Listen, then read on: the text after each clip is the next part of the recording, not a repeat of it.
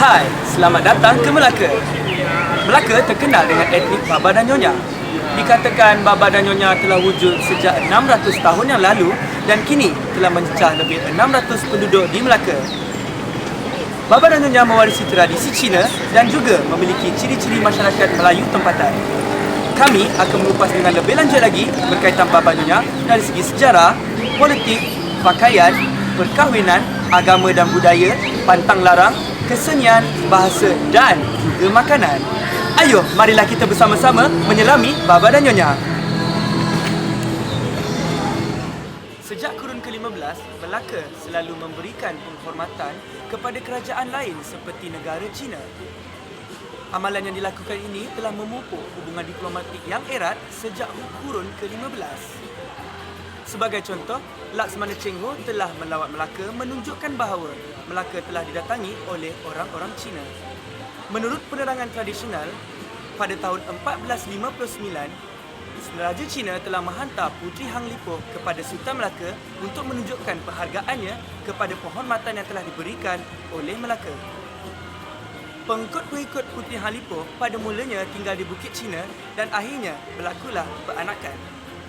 Selain daripada itu, saudagar Cina juga berkahwin dengan masyarakat Melayu tempatan yang juga telah mengembangkan budaya yang unik ini.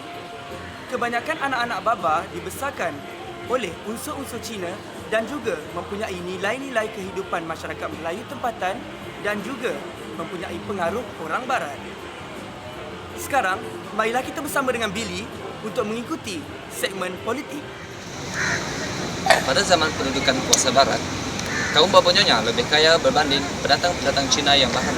Kekayaan dan jalinan erat keluarga membolehkan suku kaum peranakan ini membentuk sebuah golongan atasan Cina yang amat setia pada British dan Belanda sehingga menyebabkan mereka sukar untuk menerima kemerdekaan tanah Melayu suatu ketika dahulu.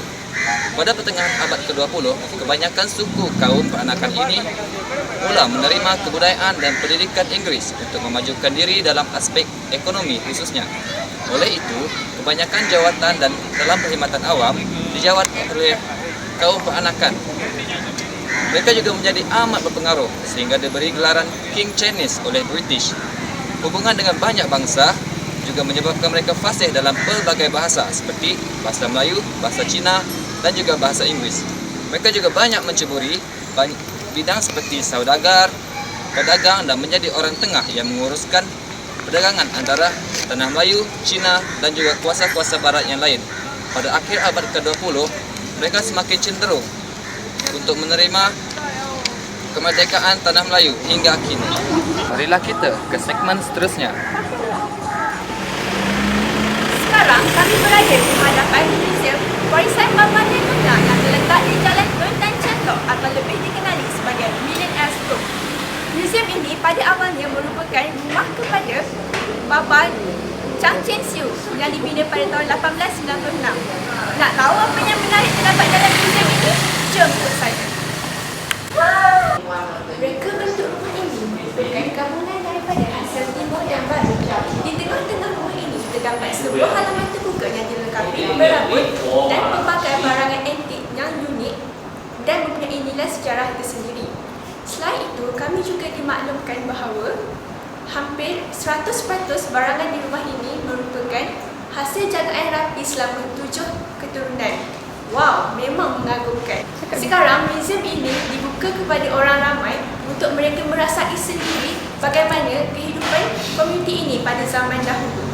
Selain perabot, pakaian tradisi Baba Nyonya turut dipamerkan di sini. Kebanyakan mereka berpakaian kebaya dan sarung batik yang dipercayai telah wujud pada kurun ke-19 yang pertama kali dipakai oleh Nyonya Serani berbangsa Belanda dalam bentuk kebaya rendang. Kebolehan mereka menyesuaikan diri dengan budaya setempat dengan budaya negara asal mereka menjadikan mereka berkemahiran dalam sulaman. dapat dilihat melalui kebaya sulaman Nyonya. Keindahan sulam adalah daripada kehalusan kerja tangan dan corak-corak sulamannya menjadi sumber status dan menyelahkan pemahaman. Langkah ke gerbang perkahwinan sememangnya merupakan saat yang bahagia bagi pasangan yang bercinta. Setiap kaum pasti mempunyai adat perkahwinannya tersendiri. Bagi kaum baba nyonya, mereka menggunakan kalender Cina untuk memilih tarikh perkahwinan. Setelah itu, jemputan akan dikeluarkan. Jemputan ini dipanggil antar sirih kerana mereka tidak menggunakan kad jemputan. Sebaliknya, mereka menghantar wang yang mengandungi kacang, limau dan sirih sebagai ganti. Selain itu, ada juga adat masyarakat yang merupakan bagian dari kaum baba nyonya seperti lepak sirih yang melambangkan kesucian wanita yang berkahwin dan juga pemberian mas kahwin kepada ibu bapa pengantin kerana kesucian garis tersebut. Adat ciak melangkah pula merupakan jamuan makan malam di rumah pengantin perempuan. Pada malam itu juga, pengantin perempuan akan dihiasi oleh sangkeh rumah adat yang akan mengajar pengantin perempuan berjalan, berlutut dan sebagainya.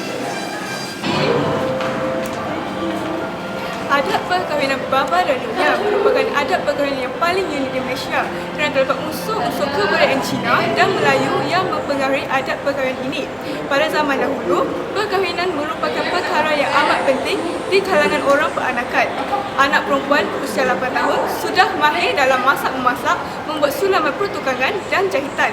Apabila si anak sudah mahir ke tahap seterusnya, ibu bapanya akan menghebahkan berita kepada orang ramai bahawa mereka sedang mencari bakal menantu.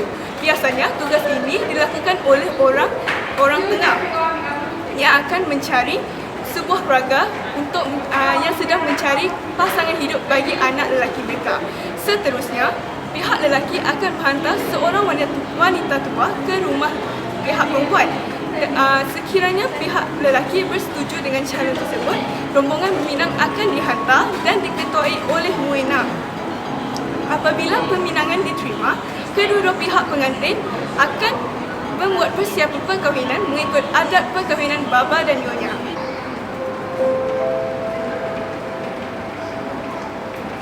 Seterusnya, adat Chow Tau merupakan pemberian yang dianggap suci dan dipersembahkan di tempat pemujaan.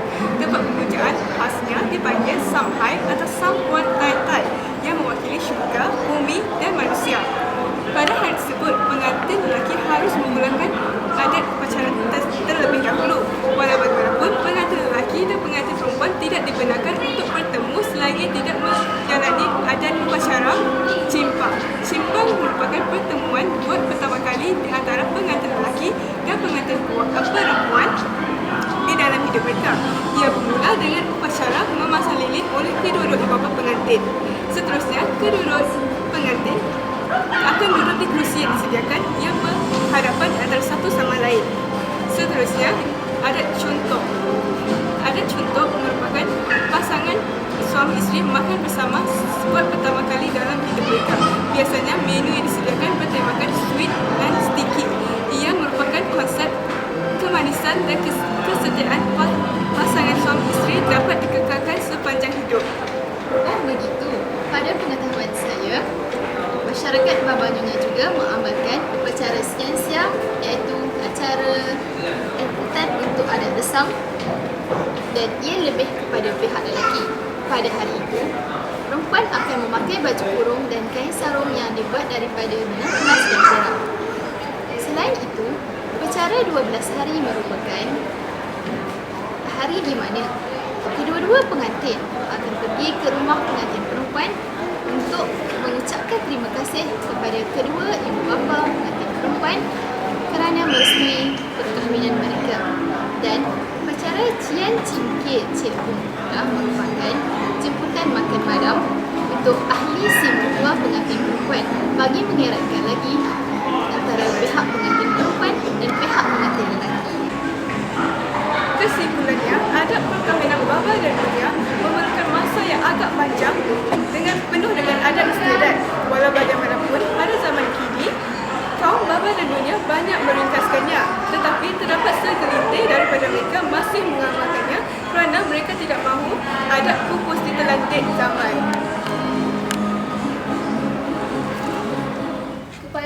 bapa adalah Hokkien dan mereka yang berasal daripada keturunan Hokkien masih meninggalkan dirinya sebagai orang Hokkien meskipun kebanyakannya tidak pandai bertutur dalam bahasa Hokkien. Ada juga mereka yang berdasar daripada keturunan Cantonese, Hakka dan lain-lain. Budaya bapa berasal dari Melaka, tetapi apabila Pulau Pinang dan Singapura berkembang dan dimajukan, banyak di antara mereka berpindah ke dua-dua negeri ini. Kaum bapa yang wujud pada hari ini masih bertutur dalam bahasa Bapa, iaitu sejenis dialek Melayu yang dapat dipahami oleh kebanyakan orang Melayu. Mereka mengekalkan aspek-aspek kebudayaan Cina seperti sistem kekeluargaan dan agama, kecuali tongkat yang dianggap sebagai lapang pengabdian kepada kerajaan maju serta mengikat kaki kaum wanita yang dilapang sebagai adab yang tidak bertamadun. Rumah orang Bapa dibina berdasarkan pelan-pelan tradisional Cina berbanding dengan Melayu. Orang Bapa dan Nyonya mengamalkan agama-agama tradisional Cina, menyambut Tahun Baru Cina dan perayaan Tanglong, sambil mengamalkan adab besar orang Melayu dan penjajah Barat. Pengaruh Portugis, London, British, Indonesia dan Melayu meninggalkan kesan terhadap budaya peranakan. Kebanyakan orang Bapa adalah pengaruh agama Buddha.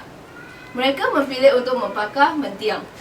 Cara upacara mereka membakar mendiang tidak terpengaruh sama sekali dengan cara agama Islam membumikan jenazah. Bagi mereka yang menganut agama Islam, mereka akan diurus dengan agama Islam. Mereka akan dimandi, dikafan, disemayang dan akhirnya akan dikebumikan. Dari segi kerohanian, masyarakat ini kebanyakannya mengamalkan agama tradisional Cina, iaitu agama Buddha. Kesan daripada pergaulan dengan masyarakat Melayu, masyarakat Baba dan Nyonya sedikit sebanyak telah mewarisi amalan dan pegangan masyarakat Melayu dalam kehidupan seharian mereka. Terdapat pelbagai pantang larang dan kepercayaan masyarakat Melayu yang telah diasimilasikan dalam masyarakat Baba dan Nyonya. Sehingga kini, masyarakat Baba dan Nyonya masih mempercayai bomoh dan pawang. Kebiasaannya, mereka akan pergi berjumpa dengan bomoh apabila ada di antara bayi mereka yang menangis secara tidak henti-henti. Mereka percaya bahawa bayi mereka telah disamput dengan jin. Oleh itu, mereka berjumpa dengan bomoh bagi tujuan untuk menghalau jin tersebut daripada mengganggu anak mereka. Bukan itu sahaja, mereka juga percaya bahawa ibu yang mengandung tidak boleh keluar pada waktu senja. Lebih-lebih lagi, ibu yang mengandungkan anak sulung. Hal ini dikatakan pada waktu itulah jin dan iblis mula berkeliaran. Apabila mereka terpaksa juga keluar pada waktu itu, mereka dikehendaki membawa senjata yang berasal daripada besi seperti pisau bagi menakutkan hantu tersebut. Selain itu, masyarakat Baba dan Nyonya amat bergantung kepada perubatan tradisional. Kebiasaannya, mereka akan pergi berjumpa dengan bomoh apabila ada di antara mereka yang menghidap penyakit seperti demam campak atau turut dikenali sebagai chicken pox. Mereka berjumpa dengan bomoh bagi tujuan mendapatkan air penawar untuk diminum dan dijadikan air mandian. Ladai Bugis tolak berlayar, tengah laut mata kemudi. Hutang budi dapat dibayar, hutang hati apa gantinya. Itulah dia pantun Baba yang digunakan dalam nyanyian dondang sayang yang menjadi satu kesenian masyarakat Baba dan Nyonya.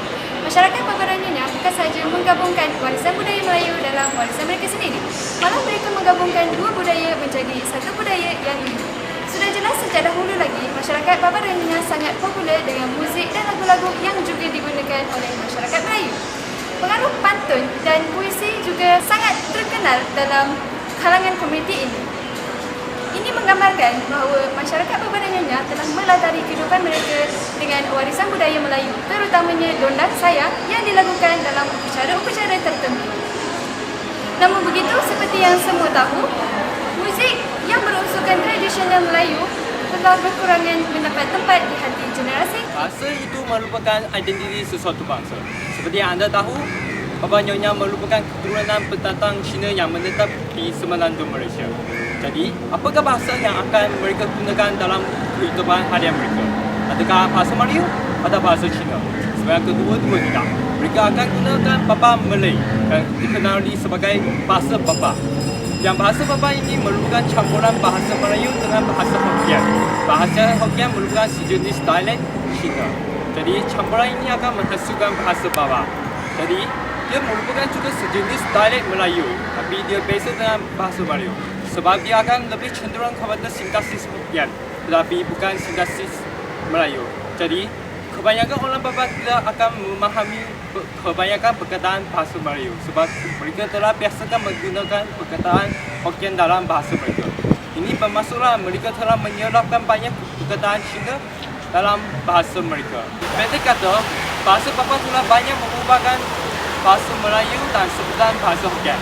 Selain itu, bentuk ayat mereka juga berbeza dengan bentuk bahasahan orang Melayu. Sebagai contohnya, mereka akan cakap ibu bapa sedang makan di meja, tapi orang bapa akan sebut sebagai dia punya ibu bapa makan di sebelah meja. Jadi dia juga ada perbezaan sebutan. Contohnya, saya mereka akan sebutkan sebagai saya, atau Melaka mereka sebutkan sebagai Melaka, dan juga anda mereka akan prefer gunakan anda. Jadi itulah bezanya bahasa bapa dengan bahasa Melayu. Kesimpulannya, bahasa bapa sememanglah yang berasingan daripada bahasa Melayu dan juga bahasa Cina. Dia merupakan satu bahasa yang mempunyai keunikan dia sendiri. Hai, sekarang saya berada di restoran Nyonya Kitchen, iaitu di mana anda boleh ketemuinya di Jongke Walk, Melaka. Seperti yang kita tahu, makanan masakan baba dan nyonya amat sukar dijumpai, terutamanya di negara-negara lain. Tetapi anda boleh ketemuinya hanya di negeri-negeri tertentu, iaitu antaranya adalah Melaka. Okey, sekarang saya berada di Jongke Walk di Nyonya Kitchen. Jadi anda boleh lihat di hadapan saya terdapat beberapa masakan baba dan nyonya. Yang ini kita panggilnya sebagai ayam pongteh, dan yang ini kita boleh panggil dia sebagai nyonya curry chicken, and then yang ni adalah capcay, and the last one is sambal belacan. Okey, bersama saya sekarang adalah Puan Jane. Boleh saya tahu macam masakan curry chicken nyonya? Curry chicken. Yes, nyonya chicken curry, apa perbezaan dia dari segi baba dengan masakan Melayu tersendiri lah? Almost the same. Dia ada letak itu potatoes and local spices. Jadi dia sama saja dengan masakan Melayu. Cuma dia orang kata sebab dia baba dan nyonya, that's why we call it as nyonya chicken curry. Okey, bagaimana pula dengan capcay? Ini adalah kali pertama saya melihat capcay sendiri. Dia adalah sayur dan ada yang warna hitam ni cendawan. Dia bukan cendawan, dia nipis ni. Orang makan sayur ada letak. Vegetarian kan suka bikin. So yang ni adalah sohun kan? Ya, sohun ada itu cabbage. Sama itu carrot. Jadi dia masak macam biasa lah, just campur dan masak macam biasa. Okey, bagaimana pula dengan ayam pongteh? Dia macam masak kurma pun ada dan ada tauco. Okey. Paste. Pongteh adalah dia punya keistimewaan dia. Dia ada letak gula Melaka lah kat dalam dia. Sebab tu warna dia agak brownish something, coklat-coklat macam tu. Okay. Ada bean paste lah. Then ada mushroom. Okey. Sambal belacan sama macam rakyat Melayu lah. Okey, terima kasih. Thank you. Okey, jadi seperti Madam Jane tadi berkata bahawa masakan-masakan ini mempunyai keistimewaan dia tersendiri. Jadi, ayam pongteh ini seperti yang Madam Jane katakan, dia mempunyai masakan dia ada meletakkan sedikit gula Melaka, sebab tu warna dia ada macam coklat-coklat sedikit seperti anda lihat di sini. Dan kalau capcay pula, kalau anda lihat, ia adalah sayur-sayuran campur yang dimasak bersama sedikit kobis dan kulat, iaitu cendawan Cina yang selalu kita boleh dapatkan atau kita boleh lihat daripada segi masakan Cina sendiri. Dan kita ada sedikit carrot dan kita juga ada soul. Dan akhir sekali, kita mempunyai ayam kari, nyonya curry chicken. Okey, Seperti yang ini pula, Madam Chen kata, masakan ini sama saja seperti masakan kari Melayu. Selamat pagi. Saya nak tanya soalan berkaitan sejarah asal usulnya Baba Nyonya datang ke sini.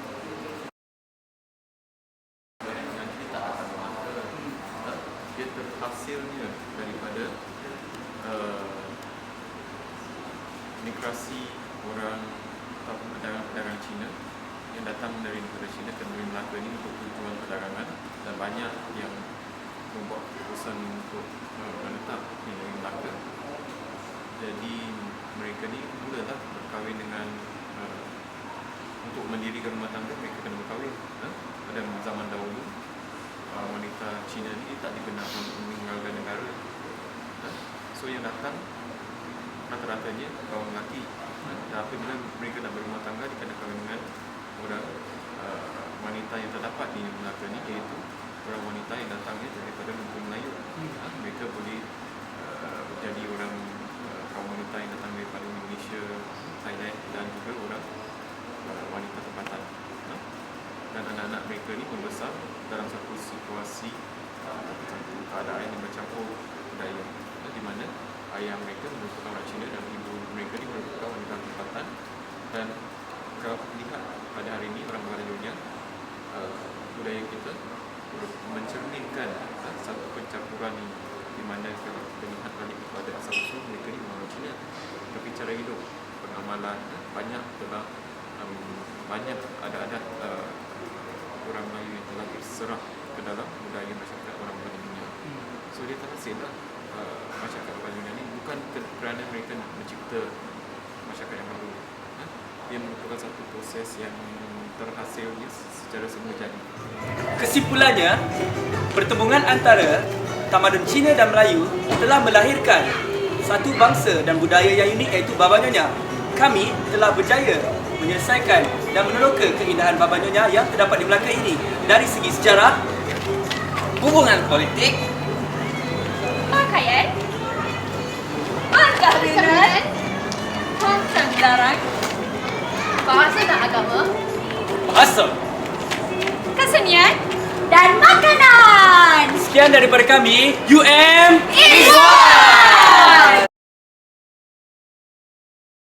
Hai, saya dah sampai UM. Sebenarnya saya tak sangka yang trip ini memang banyak memberikan ilmu kepada saya. Sebab yang staf kat Museum Melaka tu memang memberikan penjelasan yang sangat teliti yang tentang Baba Nyonya. Jadi, saya nak berterima kasih kepada Dina yang menjadi pemandu sepanjang trip ini. Thank you everyone. Akhirnya kita telah menyiapkan projek video Titas setelah bertungkus lumus siang dan malam. Melalui kajian ini, saya mengetahui dengan lebih dalam adab perkahwinan Baba dan Nyonya. Walaupun adab Baba dan Nyonya ini amat merumitkan, tapi inilah yang menunjukkan keistimewaan Baba dan Nyonya di mata masyarakat Malaysia. Hai, Assalamualaikum dan salam sejahtera. Okey, hari ini saya akan memberikan sedikit refleksi diri. Itu tentang kami pergi di Melaka. Jadi, apa yang saya dapat daripada projek Titas ni, pertama sekali, tajuk saya adalah makanan. Jadi, apa yang saya boleh nampak di sini, kebanyakan makanan di pagi Baba dan Nyonya adalah campuran sedikit daripada kaum Cina dan juga ada cita rasa sedikit daripada kaum Melayu. Jadi, hal ini menyebabkan menjadikan resepi yang unik dan juga lain daripada yang lain. Sekian, terima kasih. Assalamualaikum dan hai.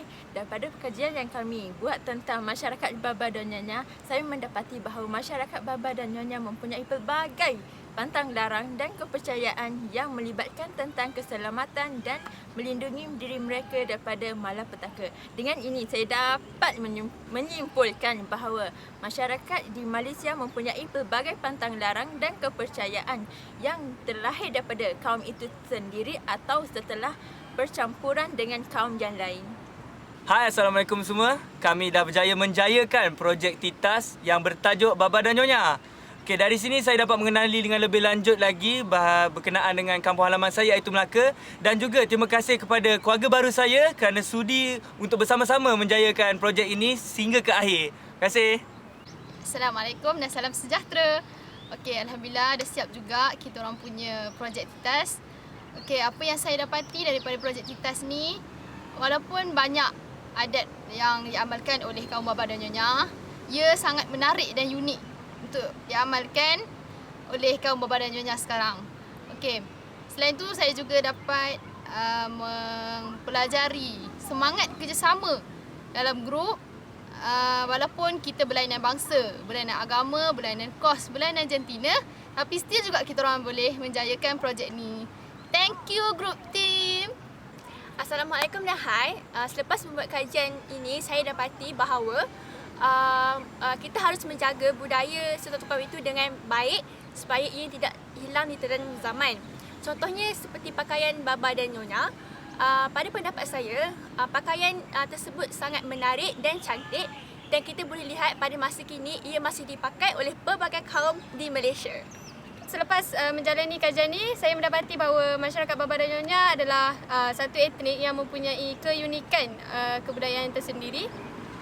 Dan kajian ni telah membawa input yang baik kepada kami untuk mengkaji dan mendalami seni kebudayaan yang terdapat di Malaysia.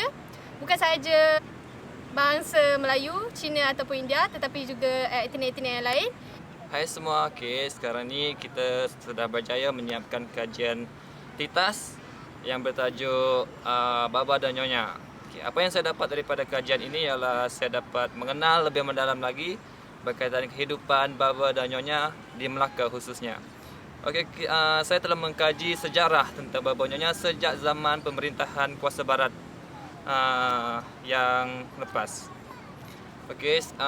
Selain itu saya juga belajar erti kerjasama dalam sebuah pasukan di mana semua ahli kumpulan saya memberi kerjasama yang baik, kerjasama yang padu dalam usaha untuk memastikan kajian ini siap dengan jayanya. Terima kasih saya ucapkan kepada TITAS terbaik.